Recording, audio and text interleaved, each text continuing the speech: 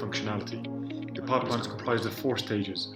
In stage A, the robot would grasp a hospital gown hung on a rail. In stage B, the robot would then fully unfold the gown.